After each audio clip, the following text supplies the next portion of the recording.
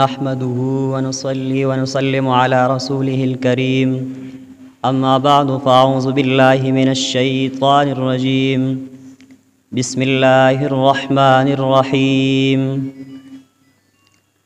ومن يتق الله يجعل له مخرجا ويرزقه من حيث لا يحتسب ومن يتوكل على الله فهو حسبه إن الله بالغ أمره قد جعل الله لكل شيء قدرا. زما عزتمندو حاضرینو، دا خبره معلومه را چې انسان کمال هغه په ښایسته صفاتو سره راځي. نو دا ښایسته صفات دا په علم مجاهدې سره د نیکانو خلکو سره په ناسته باندې او د نیکانو خلکو سره د نیکانو خلکو سیرت مطالعه کولو سره راځي. او د نیکانو خلکو په دې ښو صفاتو کې یو غټ صفت هغه تقوا هم ده. تقوا څه ته وایي؟ حافظ ابن کثیر رحم الله فرمایي متقي هغه چا ته وایي څوک چې د ګناهونو نه ځان ساتي. بله خبره تقوا پایدې څه دي؟ تقوا ډېرې پایدې دي، لکه علما کرامو پکې یو هدایت ذکر کړی دی چې په تقوا سره هدایت راځي. لکه الله تعالی قرآن کې فرمایي هدى للمتقین، هدایت ته د پاره د متقیانو. دا رنګ وعظ د عذابونو نه عبرت اخیستل دا هم په تقوا سره راځي. لکه الله فرمایي وموعظة للمتقین، دا رنګ په تقوا باندې الله تعالی سره محبت حاصلیږي. لکه الله فرمایي واعلموا ان الله مع المتقین یا ان الله يحب المتقین، دا رنګ تقوا سبب د امداد د الله دی.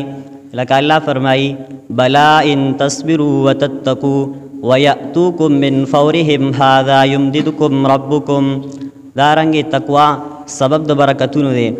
لکه الله فرمایي ولو ان اهل القرى آمنوا واتقوا لفتحنا عليهم بركات من السماء والارض، دا رنګ تقوا خلاصون کې سبب د خلاصون دی د عذاب د الله نه. لکه ثم ننجي الذين اتقوا ونذر الظالمين فيها جثيا، دا رنګ تقوا سبب د رزق دی. لکه ويرزقه من حيث لا يحتسب، دا رنګ تقوا هغه سبب د معافی دی او د زیاتېدو د اجر دی. لکه ومن يتق الله يكفر عنه سيئاته ويعظم له اجرا، دا رنګ کوم تقوا سلب ته وګورو نو د حضرت ابوبکر صدیق رضی الله عنه بارک راضي چې دا غلام یو فیری خوراک راوړو، انا غینا حضرت ابوبکر صدیق رضی الله عنه خړو. انا غلام ورته وی چې زه کلم خوراک راوړم تمان تپوس کې چې دا کم ځای نه راوړو دی پیر دې سونوي.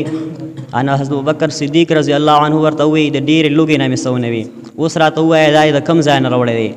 انا ورته وی ما په زمانه جاهلیت کې بر کاهنت کار کولو او یو خبر می سړی له ورکړو، هغه اتفاقا صحیح شو، هغه را سره نن ملاو شو، دا را هغه را کړی دی.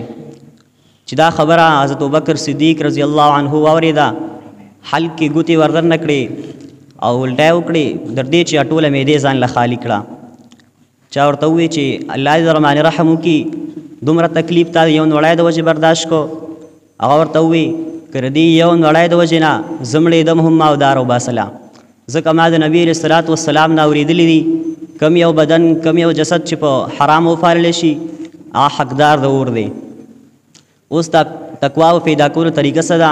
د دې ډېر اسباب دي، لکه د دنیاوي ثواب امید کول، د اخروي ثواب امید کول، حاصل لا چې تقوا ته کتل چې دې څومره فایدې دي، او د دنیا د عذاب نه یره کول، د آخرت د عذاب نه هم یره کول، او دا حیا کول چې الله تعالی ما ته ګوري او ما ویني. چې دا پنځه صفات چا کې راشي ان دا الله تعالی په فضل و کرم سره باسي متقي شي.